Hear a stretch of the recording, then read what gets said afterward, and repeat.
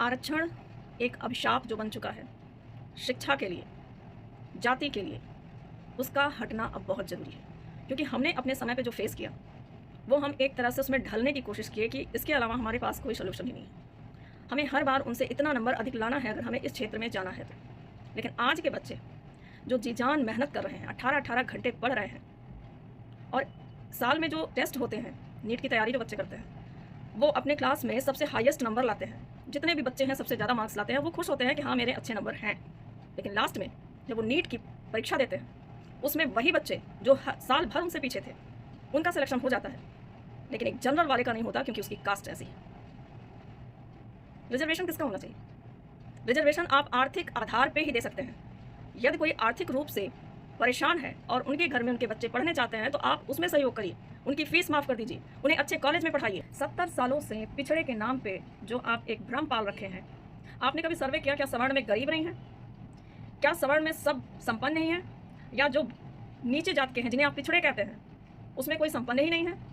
उसमें जो संपन्न है वो महासंपन्न बनते जा रहे हैं। और जिन्हें सच में ज़मीनी हकीकत पे देखा जाए, चाहे वो जिस कास्ट का है, जो गरीब है वो गरीब ही बना है। क्यों नहीं सर्वे करते इस पर? जाइए ज़मीनी हकीकत पे देखिए कि जिन्हें सच में आवश्यकता है उन्हें वो चीज़ें उपलब्ध कराइए, ना कि किसी प्रतिभाशाली छात्र के जीवन के संघर्ष को मटिया मेट कर दीजिए आरक्षण के पीछे। एक डेटा है कि हर 40 मिनट पे एक बच्चा या बच्ची आत्महत्या कर रहा है, यानी प्रतिदिन 36 का आंकड़ा, जो बहुत भयानक और बहुत बड़ा आंकड़ा है। और उनमें से जो बच्चे होते हैं वो बहुत ही प्रतिभाशाली और योग्य बच्चे होते हैं, जो साल भर जिन बच्चों से ज़्यादा अधिक नंबर लाते हैं और नीट के पेपर में भी उनसे ज़्यादा नंबर लाते हैं, और जो उनसे पीछे कम नंबर वाले होते हैं उनका सिलेक्शन हो जाता है, लेकिन इन बच्चों का नहीं होता, क्योंकि ये सवर्ण है। इस पर कोई राजनेता, नेता या कोई भी पार्टी क्यों नहीं इस पर अपनी बात कहती कि हाँ ये गलत है? 70 साल से पिछड़े पिछड़े ही रह गए। हर्ष दुबे ने जो बात कही, वो एक नीट का छात्र है, उसने उस चीज़ को जिया है। सच्चाई यही है कि गवर्नमेंट को उस नीट के बच्चे से पूछना चाहिए कि तुम्हारी प्रॉब्लम क्या है, ना कि एक भीड़ बुला के जहाँ नीट के स्टूडेंट ही नहीं थे, जहाँ विपक्ष की पार्टियां और न जाने कौन कौन लोग आकर के बैठे थे, उनकी बात पे।